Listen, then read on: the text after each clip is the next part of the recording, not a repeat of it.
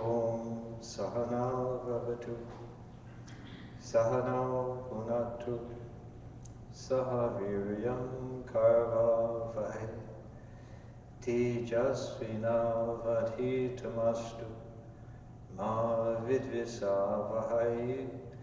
Om Shanti Shanti Shanti. May He protect us. May He sustain us. May we grow in strength together.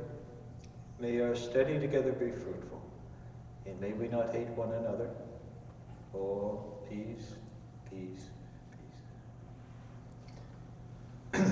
So good morning and welcome to the service. Today we're going to speak on as you think, so you become. Normally, when people are not satisfied with their life, when they feel there's something wrong, there's something that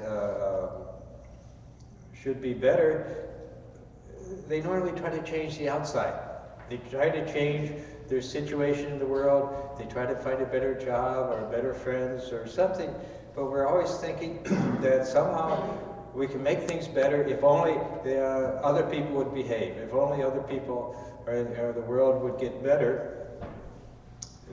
Few people ever stop to think, well, maybe things would be better if I changed myself, if I changed the way I think, the way I feel, the reactions that I have, then maybe life would be better.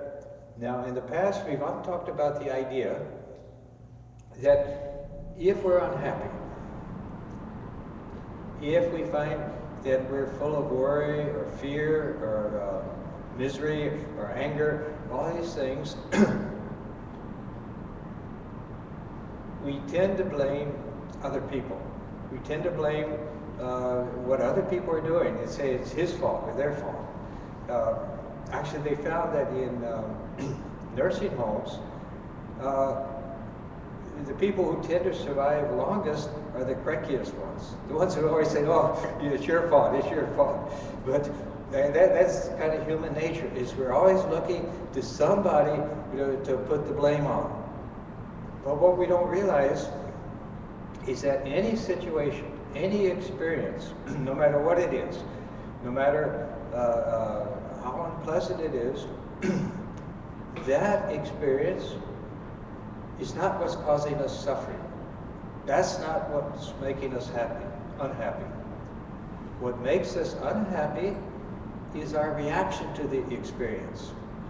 And this is a basic kind of common sense thing that if anybody thinks about it, they realize that, well, happiness is an inner state. It's something that happens within me. I'm the one who decides with this particular event, this is going to make me unhappy, and then I become unhappy. And normally, we're looking at the world in our day-to-day events, and we're saying, this has to happen, I want this to happen, this should happen, and when it doesn't, then we get frustrated, then we get unhappy. And so, if we find ourselves being sort of chronically dissatisfied, or chronically kind of a negative state, then we need to stop for a minute and realize that I'm the one who's creating this unhappiness. Nobody else is. An experience happens, an event happens, and we react. And we say, oh, I'm unhappy about this. But that unhappiness is coming through our reaction. For example, one person, a person insults you. He calls you a jerk. He says, okay. Now, if you're very sensitive, if you're very insecure, you'll be really worried about that. Oh, so-and-so said this about me. And then you'll be miserable. You'll be frightened. You'll be upset. You'll be insecure. And you'll keep worrying about it for days, maybe. But on the other hand, if a person is very thick-skinned and somebody calls them names and says, so are you, who cares? It doesn't cause him any, same experience, same event, but doesn't cause him any unhappiness at all. And this is one of the basic teachings in spiritual life, is that how to not react to things.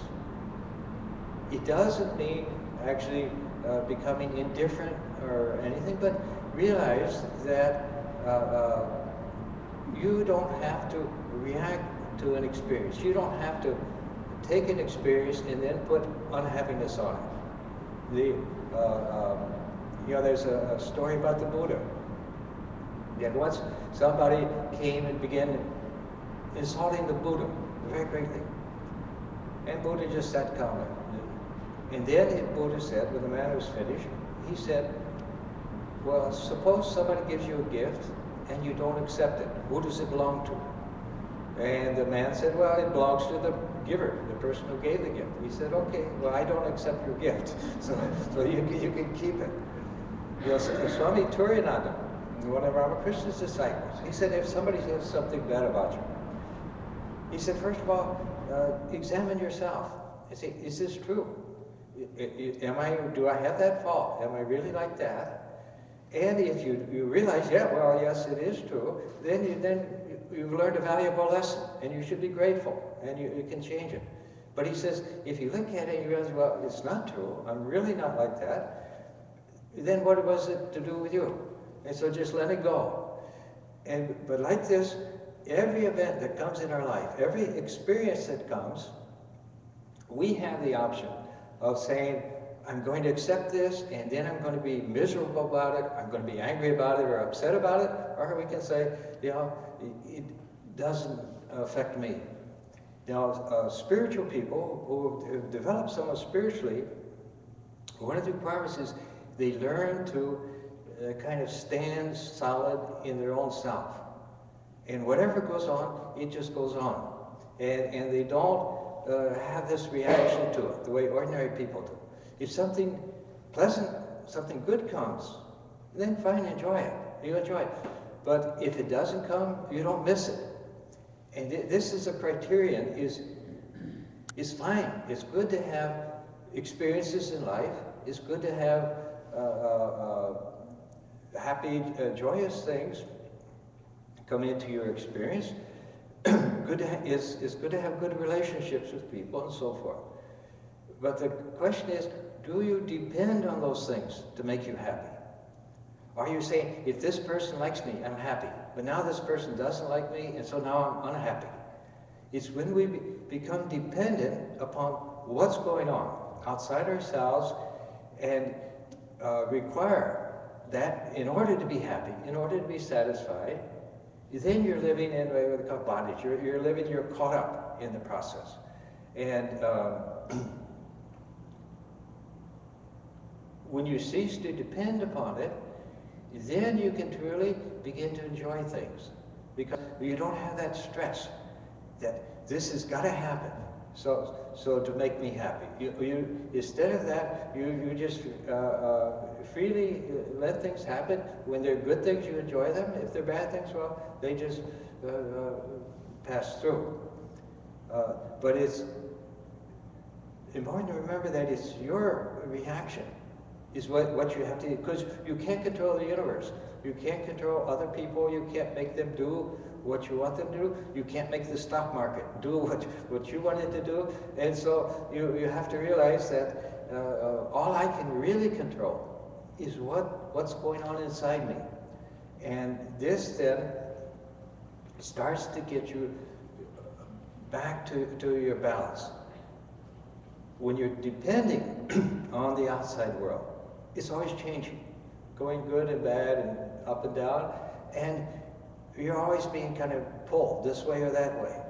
But when you start to get back into yourself, then you'll find that you find a stability within yourself. You find a stable foundation within yourself, and then from that standpoint, you can deal with the world, be in the world, act in it, but not experience the worst part of it. As Christ said, I've come to not to take you out of the world, but to take you out of the negative experiences, out of the misery and the suffering. So whenever we find ourselves being upset, or being angry or being hurt or something, just stop for a minute and say, do I need these particular feelings, these particular thoughts? Are they helpful? Are they making me happy? Is there any reason I need these things? Then, if you realize that is something that's harming you, that's making you unhappy, then just let go of it. Now, this is something that very few people realize. Again, it's a very kind of common sense if we stop to think about it, but very few people actually realize that you can control what you think, what you feel, everything within you. You have the capacity to say, yes, I accept this, I hold on to this, or I reject it, I let it go. And as you start to do this, you start actually to get in control of your life. Instead of having your life be controlled by what's happening outside yourself, you start to realize that I can actually take control of things. I can actually begin to control whether things make me unhappy or whether they don't. I can have something, unpleasant experience happen, and I can brood on it for days, keep myself miserable for days, or I can say, okay, that's it, and let it go. Often the very same experience has different effects on different people. An experience that makes one person happy can make another person, that same experience can make another person unhappy, depending on the reaction. You know, I read a story once that there's a man, he had to go somewhere, go to a meeting, and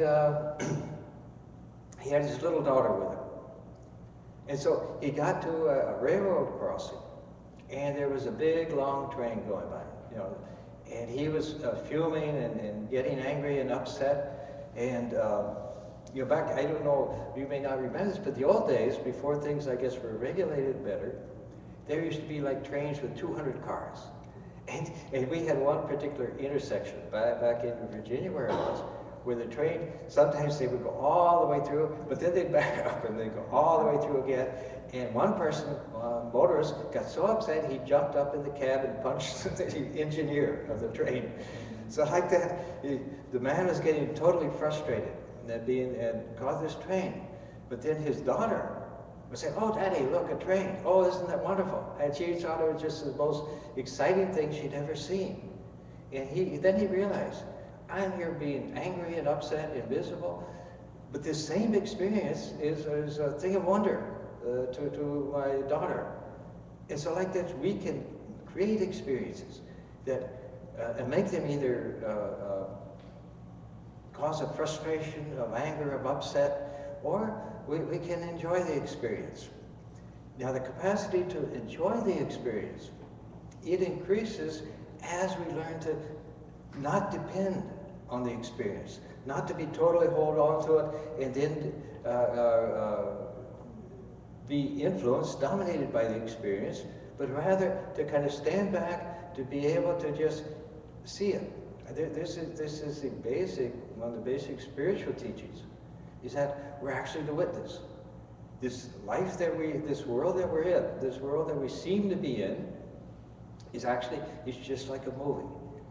And the real self, that immortal soul, which is with God, and which is always eternal spirit, it's watching it. It's watching it unfold. When it knows itself to be spirit, when it knows itself that I'm not actually in these experiences, they're not actually happening to me, I'm watching them unfold, then you see how things start to get transformed. Instead of this constant change between experiences which make us happy, experiences which make us unhappy, we now begin to see everything as just a kind of a glorious unfoldment of what's actually there, which is actually divinity. So this capacity is there. But first, we have to get into control just in our everyday kind of mind, to bring that under control. Many people, they find They suffer from chronic worry, chronic fear, chronic insecurity, things like this. So one simple practice is if you just sit down quietly, quiet your mind, and just say, okay, everything is fine.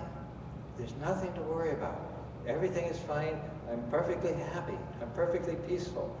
When you're kind of in your space, you know, this, I know one woman, she was a kindergarten teacher.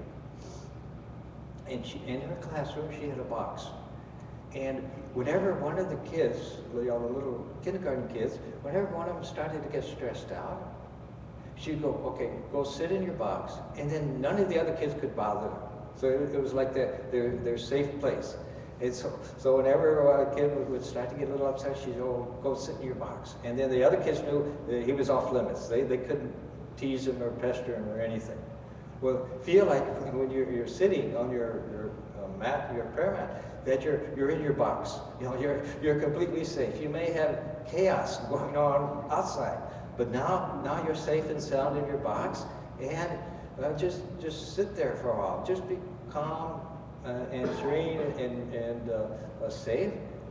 Now what happens is as you put this thought in, this thought that, okay, everything's okay, I've got nothing to worry about, that thought, it goes down into your subconscious. Everything you think, everything you do, it goes down into the subconscious. The subconscious then feeds it back. If you're always saying, oh, fear, fear, worry, worry, worry, this is going into your subconscious, and then the subconscious is constantly bringing it back to you. But if you can put in this sense that actually everything's okay, I'm all right, there's nothing to worry about, gradually the subconscious, it picks that up, and then you'll start feeling things are okay. It's not as threatening. It's not as bothersome as I thought it was. Things are getting better. And this, as our mood changes, things get better. We say, oh, the world is suddenly better, but it's just our mood has changed.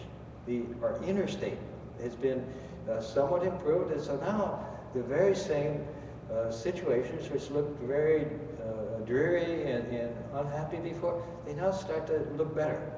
And so, like that, for example, physical health is an important factor. When you're run down, when you're physically exhausted, then it's hard to enjoy anything.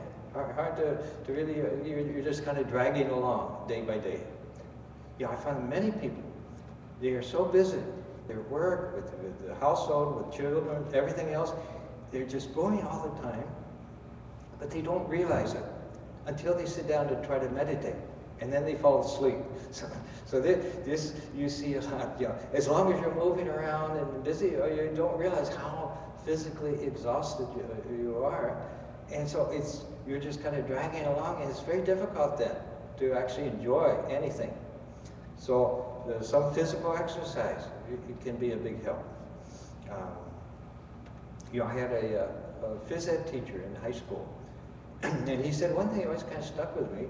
He said that great majority of people, they never know what it's like to actually feel good, to feel healthy, to feel, you know, fully energized. They just think that whatever state they're in, this is the natural state of things, and they don't realize how good it is to actually be in good physical shape. And this is even more true of the mind.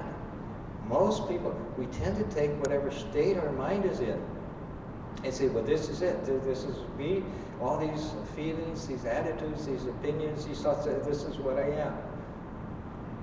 We don't realize that actually we could be a whole lot better if only we begin to change the contents of our consciousness, the contents of our mind.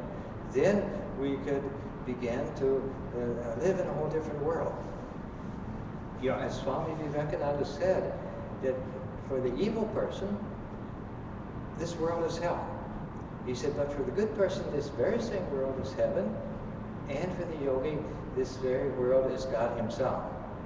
So, it's our thoughts. It's what we think. Continuing, this is what creates our world for us. We can create a world that's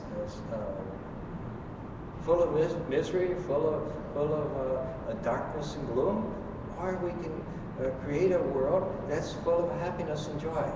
It's kind of what we do, what we think, what we feel, and so on. This is what determines the state of our life. Not what's going on outside, but what's going on inside. You know, there is if we're right inside, then everything else looks right. If we're not right inside, then everything, even we could be in a penthouse, you know, with everything you can imagine, it still be completely miserable. But on the other hand, we can have practically nothing and be full of joy. And so this is the kind of importance, is to realize that every thought we think, every feeling we have, and so on, is automatically, it's creating our life. It's creating the quality of our life. Now, in majority of cases, people have no idea about this, and so whatever just comes up, they say, okay, that's just the way it is. If gloomy thoughts come, they just kind of take it and say, okay, life is gloomy, the world is gloomy. But not realizing that they can actually begin to take conscious control over the process. And this is a lot of spiritual practice and meditation, is that instead of letting the mind just kind of ramble and do what it wants, you start to consciously put in a particular thought.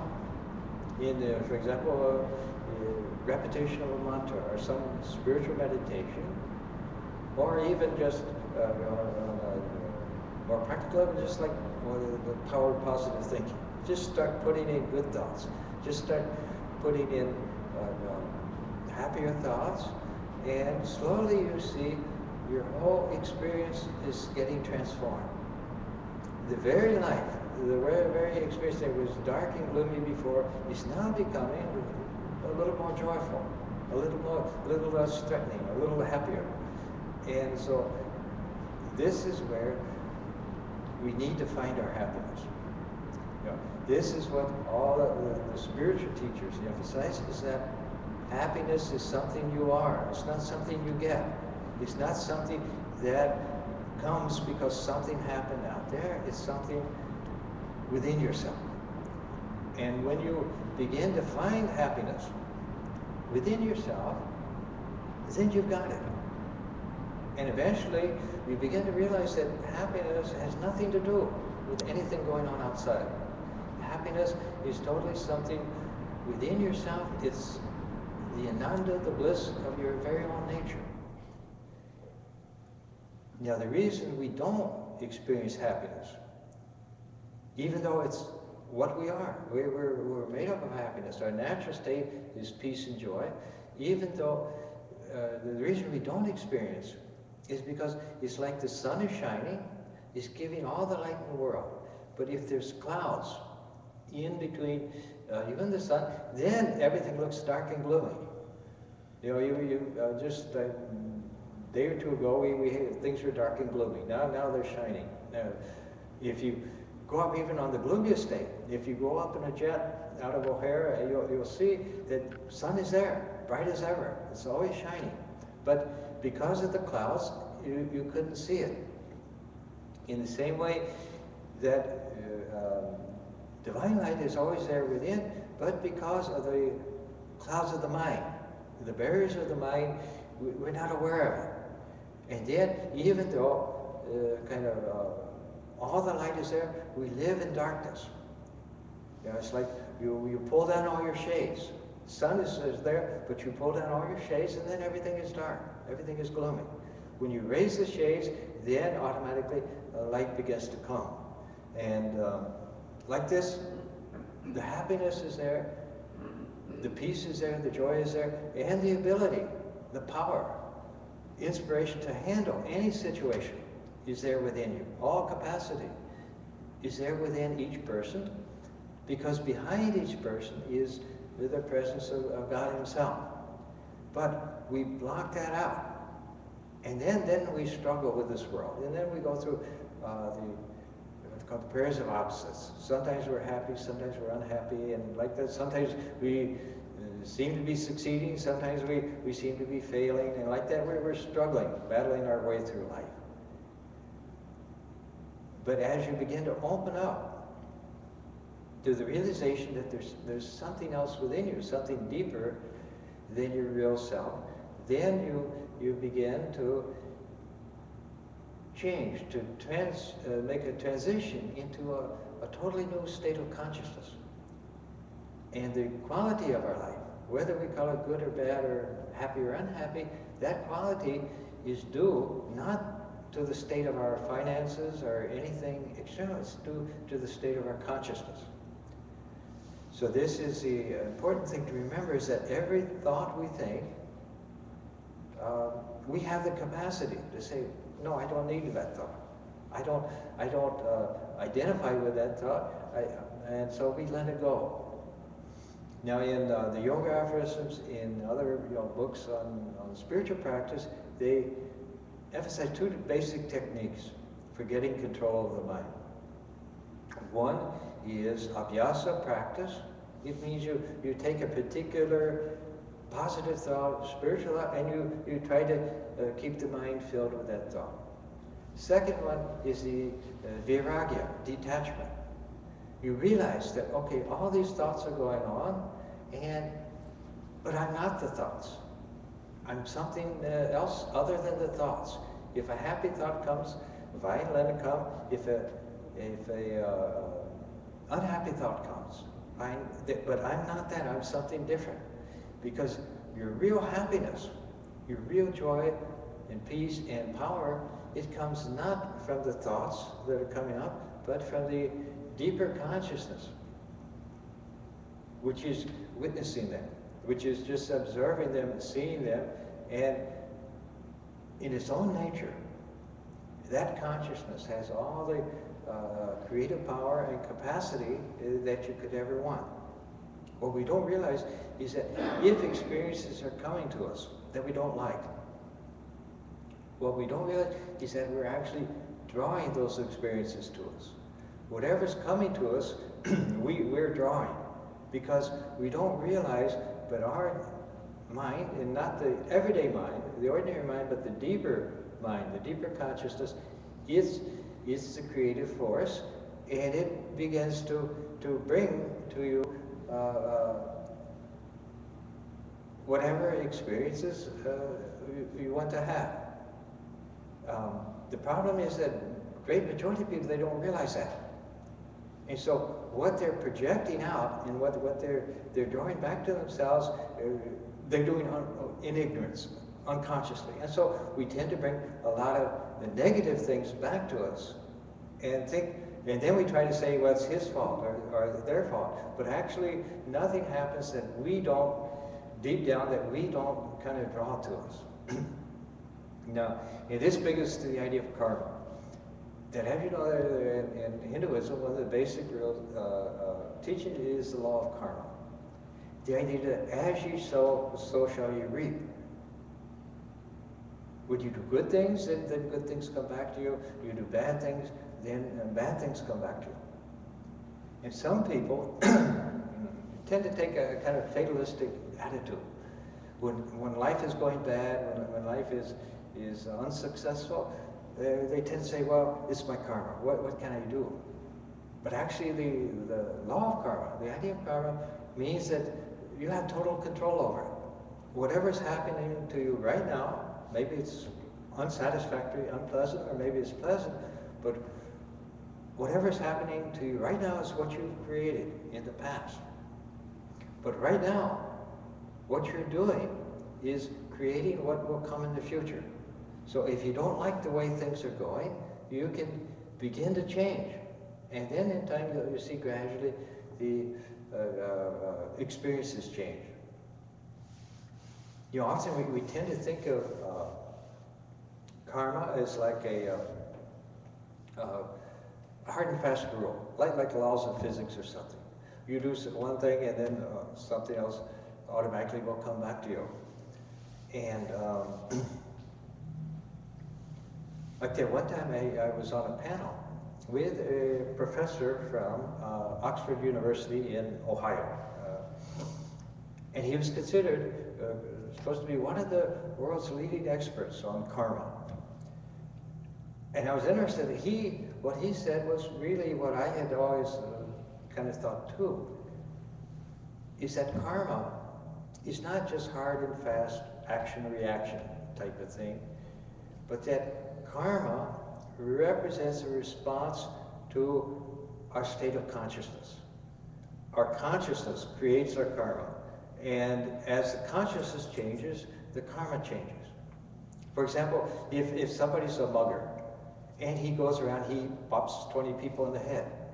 Now, the tendency is to think, okay, there's 20 people who are eventually going to come and bop him on the head. You know, like that, yeah, it's cut and dried. But if the person changes his attitude and said, oh, this is wrong, I'm through with this, I'm not going to mug anybody anymore, then right away his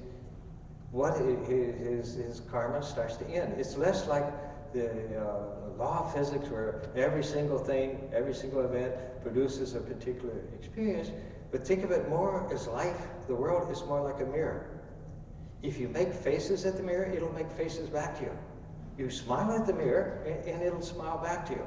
So as soon as we stop kind of making faces at the mirror, then the world will start treating us better.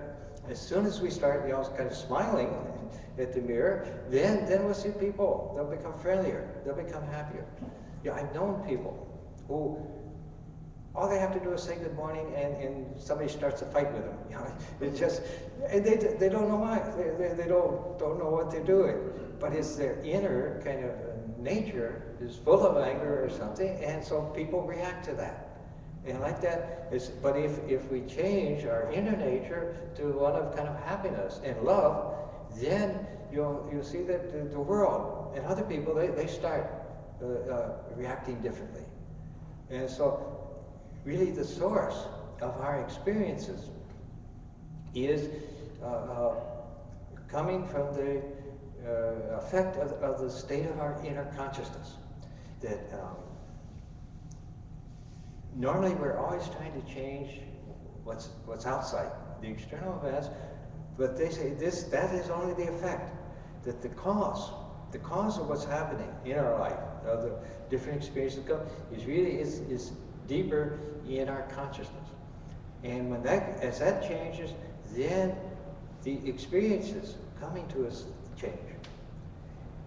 Now most people in the world, they're seeking something. It may be supply, money. It may be love. It may be affection, whatever. But we're tending to seek things kind of in the world, and we're looking at other people, saying, "Can this person give me what I need, what I'm looking for?" But they say the way to find love, or the way to find anything else, is to give it. And this is what nature, what our life experiences are ultimately trying to teach us, is that, as Swami Vivekananda said, we come into nature, we come into life trying to grab, trying to get hold of things, trying to grab things, trying to acquire things for ourselves. And he said, then nature grabs you by the throat, and it makes you let go. And then you gradually become a giver. And this is what really we're learning. This is a lesson that we're trying to learn in life, is that instead of looking at the world, looking at other people as a source of our happiness, of our satisfaction, of our fulfilling the things that we're missing, we should look at the world in terms of the divine is with all its capacity, with all its infinite love, wisdom, everything else. That divine is trying to express itself. It's trying to flow out of us. And so then as a person approaches that and gets in that, he first of all begins to find his own happiness. Once you realize that, oh, I'm okay, everything's good, I'm at peace, I'm happy, I'm satisfied, that, then you realize I don't need anything else, anybody else or anything else to make me happy, I've got it, then naturally, next step is that the person starts to become a giver. Things start to just, he gives without expecting anything back. It's like a millionaire doesn't worry about a dime on the street. You know, he's satisfied. He's got everything. And now he realizes when you stop needing from other people, when you stop trying to grab some kind of happiness or love or something from other people, then your whole relationship with the world changes. And you begin to then see the wonderful unfoldment of divinity as you go deeper into it. So that is the law of karma. When they talk about karma, it's not just a hard and fast law that you're bound to go through all of these experiences, but rather, as soon as you change the nature of your consciousness, the nature of what you are, you'll see the experiences start to change too. You know, the first thing, probably the first book I read that got me kind of into Vedanta, eventually into Eastern philosophy. It was a book called There is a River, and it was a biography of a man named Edgar Casey, who was like a psychic. He was actually came from Kentucky, I think, from a very fundamentalist religious background, and but he could go into these kind of trances, and he could diagnose diseases and tell how to cure them, so forth. So I was reading along, but then one day, a publisher from Louisville began to ask him, instead of asking for a cure or what to do about this, this publisher began to ask him philosophical questions. And he's interested. He himself, like I said, was a very fundamentalist Christian, but he began talking all about reincarnation and about karma. And so that idea of reincarnation, was the first thing that really kind of appealed to me, and out of that, then I kind of ended up here. So, but yeah, huh? Yeah. So anyway, but the interesting thing is he used to talk. He said there were two laws. One was the law of karma, but he said there was also the law of grace, and both were working. Now, in order to understand this, we realize that you talk about karma, the idea of as ye sow, so shall you reap. You give out good things, and then good will come back. You give out bad things, bad will come back. But all that applies to the kind of the human level of experience. This world is like a game. Sri Krishna, he gave the parable about children. They're all playing the game. And so the mother, he said, then looks on and said, okay, children are happy with the game, and she goes on about her housework. It's only when the children get tired of the game, and then the mother comes and takes care of them. So we as human beings, we're in this world, and we're playing our game. And some of us are trying to get money, some of us are trying to get love, some of us are trying to get fame, and like that, we're playing our game of life, and the rules of the game are the laws of karma. If I want money, but I get it by stealing from you, then the reaction comes. And like that, we're involved here, and we're getting the reactions to what we're doing. But when we go deeper, when we begin to think, well, who is God? What is God? That no matter what I get in the world, this isn't what I'm seeking. And we start to look somewhere within, then God's presence starts to come into our life. The mother comes then, and she then picks us up and takes care of us, and this is the law of grace. And then the karma is kind of no longer there. It's erased no matter what you are. And this is no matter how bad a person is, no matter how evil, how wicked a person is as a human being, as soon as he attains realization, as soon as he becomes aware of his spiritual nature, then all that's gone. You go, that was a dream. That wasn't real. I'm this wonderful spiritual being. Everyone is this wonderful spiritual being, But we're kind of dreaming all this kind of delusion that I'm a good person or a bad person, and so forth. So karma, the idea of sowing and reaping, this applies only in what's called the dream of life, the Adamic dream of life, that where we're in the game and we're playing the game, and so karma is the law.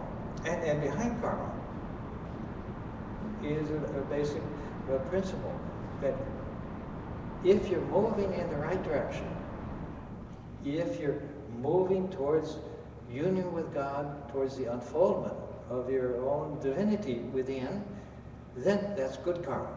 And you see, it's in force. Good things come to you. On the other hand, if you're moving in the wrong direction, towards selfishness and harming other people and things, then you start to get the bad karma, and that then kind of pushes you away, and eventually will push you back in the right direction. So, but that karma, and law of karma, it only applies at the to the game of life. Underlying the game is the presence of the divine within, and that's the grace. And you realize that, oh, you have everything is by grace. And in truth, a person who's begun to surrender to God, who's begun to live in the kind of consciousness of God, connected with God, he finds suddenly things start to just unfold. Whatever we need for our fulfillment, for our satisfaction, for our happiness, will be provided by grace. Once we make that connection, once we begin to bring this higher consciousness into our experience, we'll find everything suddenly starts to unfold without our effort. Without our struggle and battle with life of trying to get things, we find that it just starts to unfold. It unfolds within us as an inner joy, inner happiness and peace, but it also unfolds in our life as whatever we need, God knows. And God will bring, if only we'll get out of the way. If only we'll let him function, then. But as long as we're in charge, then he says, okay, play, go ahead. So this is a thing to remember, is that we don't have to battle our way through life. We don't have to weep and cry and all, but somehow we have to make that connection. So that instead of operating just by the law of karma, being rewarded when we're right or being punished when we're wrong, that we can come under the law of grace, and then everything falls into place. And then everything with God, with his infinite wisdom, infinite love, is there, and when it starts to function, everything then becomes happy and joyous. That now you may not get everything that you want, the way you think you want, because God knows better than we do. It's like the child who wants to eat a whole box of chocolates. But the mother says, no, this isn't good for you. So like that we think, oh, I want this and I want to have this, and then we're all saying, but God doesn't always do it the way we want, but what comes to us is what's best for us. And so we have, like I said, we'll never find complete satisfaction by trying to change the outside world. Even if we get everything we want, everything we desire, everything we think, even if we get those things, we'll find that no, there's something lacking. There's something missing. But when we begin to change things and begin to find our satisfaction within ourselves, within our own consciousness, then you see, oh, this is it. This is what I'm looking for. See, everybody has a sense of looking for something. Something's missing. Something's not quite satisfactory. Even if we're fairly happy with life, it's not as much as it could be. We sense that there could be more there. But when you begin to find it on the inner side, on the inner level, then you see, oh, this is it. This is what I've been looking for. And when you find it there, then all the need of getting it from somewhere else or somebody else, that gradually, it goes away. It's not necessary anymore. You found this is it. And then you see, not only does it express itself within your own inner consciousness as your own kind of peace and happiness, but it also begins to unfold in your life too. And you see the same world, the same life which was maybe just drudgery and gloomy and dark before, it now becomes filled with light and joy. So it's important to remember that whenever we're kind of plagued by unhappiness or frustration or being upset or something, to remember that, okay, that's just a state of mind. That's just a particular mood or a particular kind of stream of thought, and to realize that I don't have to feel that way. I don't have to think that way. I don't have to do that way. Yeah, I can just let it go and draw the mind back to something higher. And gradually, as we do this, then instead of our mind or consciousness being filled with just a whole hodgepodge of all kinds of things coming, slowly it becomes filled with good things. You know, the principle is that everything we think, everything we do, it creates a samskara, an impression on the mind. The state of our life now, whether it's good or bad, is the result of the samskaras, the impressions that we've stored up to this point. And like I said, for most of us, it's been totally an unconscious process. We just kind of went through experiences and we thought thoughts and felt feelings and so forth without any idea of creative power. But at any moment we can begin to consciously take control of this process. Instead of being dominated by the mind, instead of being the victim of the mind, we can actually begin to use the mind, because the mind itself is an instrument. But we have to know how to use the instrument. It's like if you get in the car and you don't know how to drive, you get into trouble. But if you know kind of how to operate it, then it's a very wonderful vehicle. And so like that, we need to be able to consciously begin to take control of the process. We can think at any given moment, we can think any thought we want. We can think some very unhappy thought, very angry thought, or we can think a very happy thought. In time, whatever we're putting in, and this is like one step at a time, 1 second at a time, each thought as we're putting in is creating the state of the life that we'll live. Gradually it'll be drawing to us experiences, it'll be filling us either with happiness or unhappiness, and like that, slowly we get transformed. We think that the power, all power is in activity, in what we do, in what we accomplish out in the world, how hard we work and so forth. But we don't realize that the real power, the real creative power in the world is not in the physical level, the material level, it's in the thought. First of all, it's in the mind, and then deeper than that, ultimately, it's in the spirit.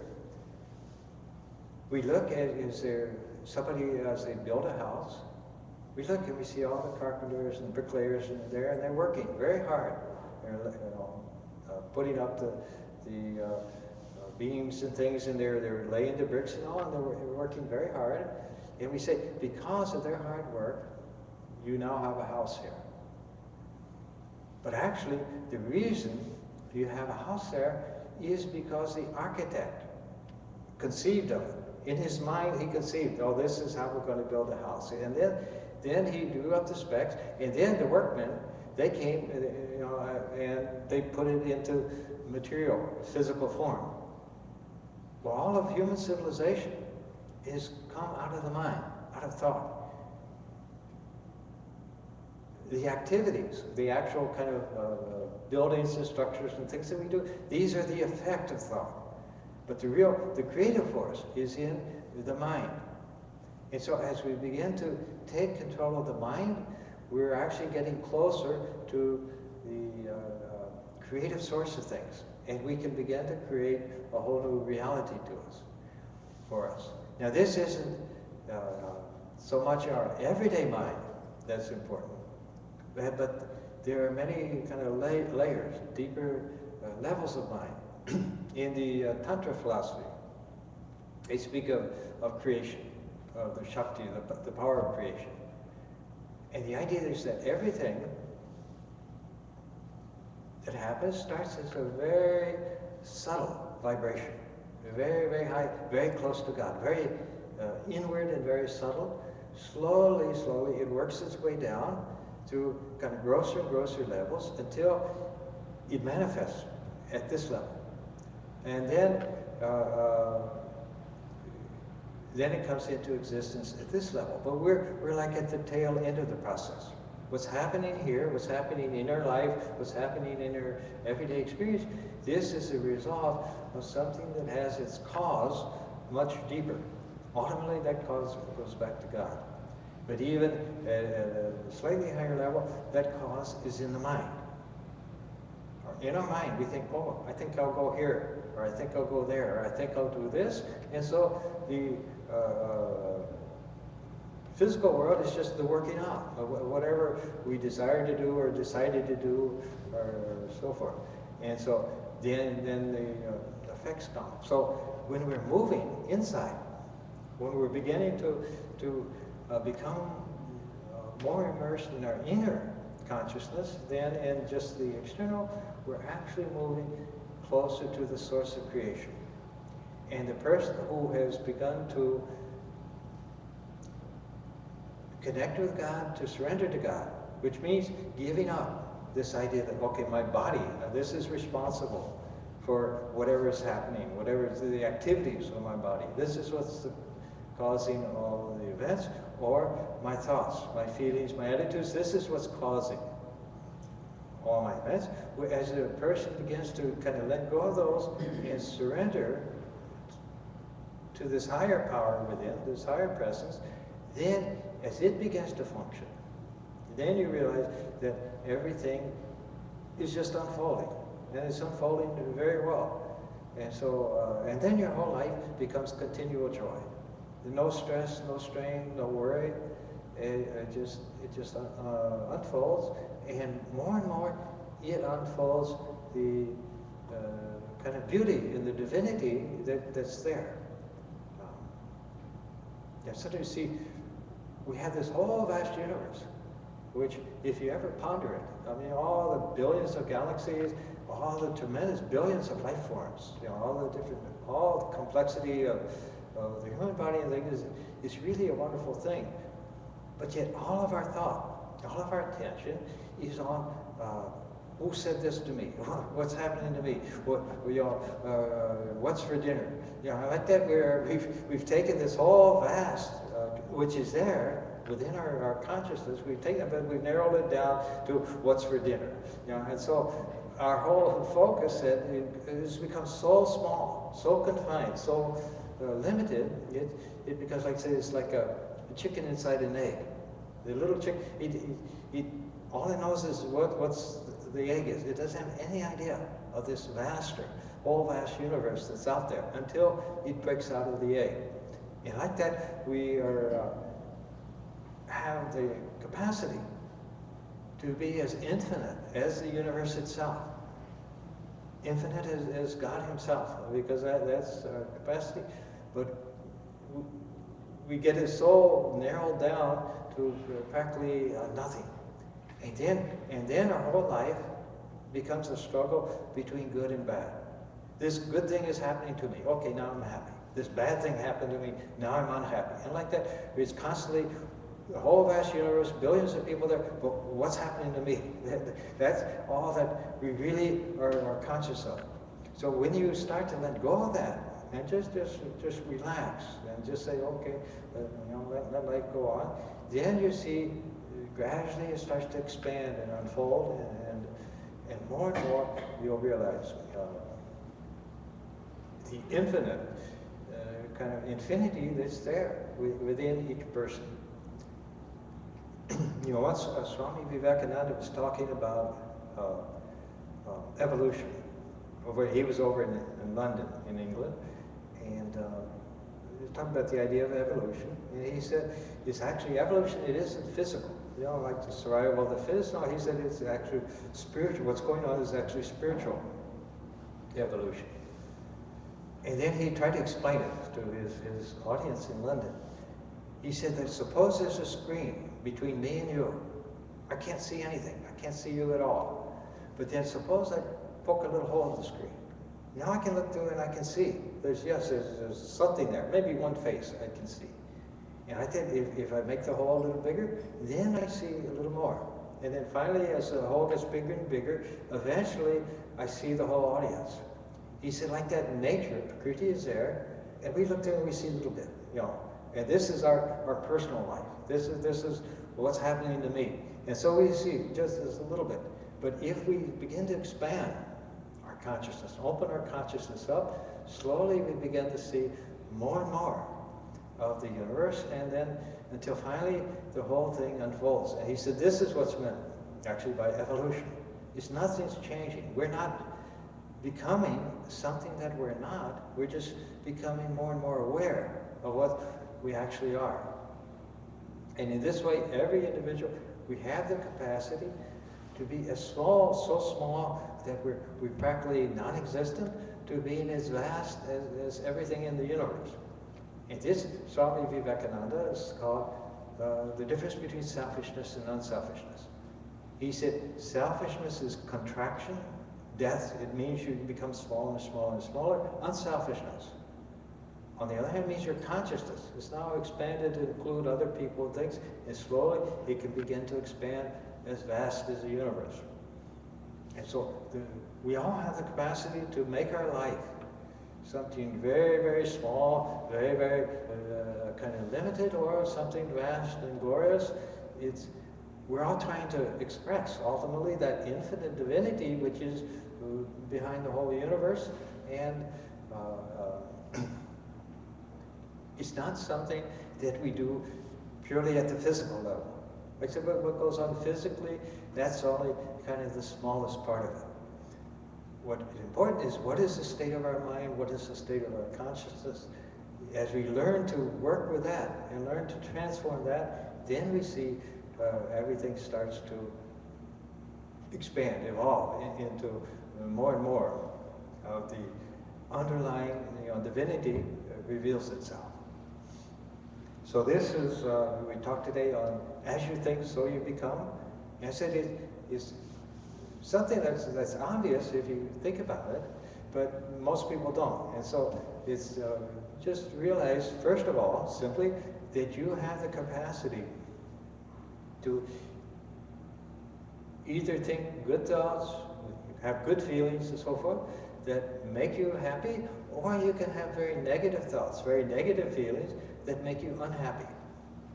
And one way to start to get your some balance, some happiness, is to have some kind of specific positive thought that you begin to put into your mind. You know, there's a book called Relaxation Response. The whole thing, that if you can learn how to relax, then pretty soon you can relax anytime you want. You know, if you can get in your box and say, okay, I'm safe and sound, everything is fine, nothing to worry about, then pretty soon you can get that sense of peace of not being frazzled or threatened or difficult. You can get it at will. And so like that, whatever we build within ourselves gradually, we can achieve that state, and then we find, slowly as we go along, that state, that inner state within us is more important than what's going on outside. Outside, well, there's always ups and downs and different things go on, but none of those things has the capacity to make us unhappy, to make us worried, to make us frightened or anything else. We give it that power. We're the ones that say, well, this thing here, this situation, this makes me worried, this makes me frightened, this makes me upset. But if we don't, if we just say, okay, this is going on, but I've got my peace of mind here inside, then slowly the world will stop having this domination over you. And then you see everything starts to get back in balance. So this is a very fundamental thing to keep in mind is simply that we, whatever state of our life is, whether we find it satisfactory or whether we don't, we're the only ones that can actually change it. Other people or other situations, they can be a little pleasant or less pleasant like them, but really it comes down to what do we do with our own inner kind of mind and consciousness. And we do have the capacity at any moment to say, put in a good thought, or to say, no, I don't want this thought, I'm not going to keep brooding about that thing, and just let it go. And this is actually, if you find yourself struggling against thoughts that you don't want, against temptations that you don't want, the secret is not to fight them. Not to say, well, no, I can't do that, no, I don't want that. The secret is just to redirect the mind to something else. Because the mind, it can only hold one thing at a time. And you find that if a thought has got you very upset now, and you say, no, I don't want that, but you just read a book, do something physical, anything, but just direct your attention to something else in time, that particular thought, which you didn't want, which you don't, it just goes away. But if you fight it, it means you're focusing more and more on it, and then it gets stronger and stronger. So, when we find something, maybe some event or experience is upset us, we can say, okay, that's it. We register, say, okay, I'm upset about that, and then say it doesn't matter, and put your mind on something else. Slowly, then the upsetting influences, the things that disturb you, make you unhappy, those will start to just lose their domination over you, and you'll find kind of peace of mind and steadiness. So thank you all. Thank you for coming. And oh, now Saturday. Right now, Swami Ishakmananda, he's been doing the series on meditation. He's not here this week because right now he's in Washington, D.C., where they are dedicating new extension to their temple there. And I went to the one that Swami Yogananda had in Providence a while ago, and it's a wonderful thing. They have like 25 swamis and nuns and everything. So, and it's for Swami Ishakmananda. It's a good experience. He can meet all the American swamis because he just came here. Some of you know about a month ago. So he's there now. And one of the other people there now is Swami Nirmalatmananda, who's a friend of his. And Swami Nirmalatmananda is the Swami in Brazil, and so he's going to come here. On Monday he'll come here, and he's agreed to do the Tuesday evening class at 7:30. He will speak on Vedanta in Brazil. Now, the Vedanta movement in Brazil has been very dynamic. They have about 6 or 7 sub-centers that come up now, and they're doing all kinds of publications and things like that. So it's a very, very dynamic center there. And so we'll meet with Swami Nirmalatmananda on Tuesday evening, 7:30. Then on Friday at 7:30, I think I'm doing the Katha Yoga class, or Katha Upanishad class. Yeah, I'm trying to remember. I'm going to St. Petersburg. Swami Paritushtananda. Huh? Swami Paritushtananda is coming to retreat. Who? Retreat, Swami Paritushtananda. That's coming this coming Friday. Yes. Then I'm gone. I go down to St. Petersburg, Florida. Okay, and then so Swami Paritushtananda from the Vedanta Society in New York, he'll be here. So he'll do a class on Friday night, 7:30. On Saturday, there'll be a retreat going on all day, and then Sunday he'll do a Sunday talk too. But I won't be here. I'll be gone. Okay. Then. Well, that's, I guess, is it for now. We just finished, we had Ramdavani Puja yesterday. Now we got a gap of about 3 months before there's any more pujas. So thank you all for coming. Om Asatoma Satyamaya Tamasoma Jyotirgamaya Mrityurmam amritam gamya. Om Shanti Shanti Shanti. O Lord, lead us from the unreal to the real. Lead us from darkness to light, and lead us from death to immortality. Peace, peace,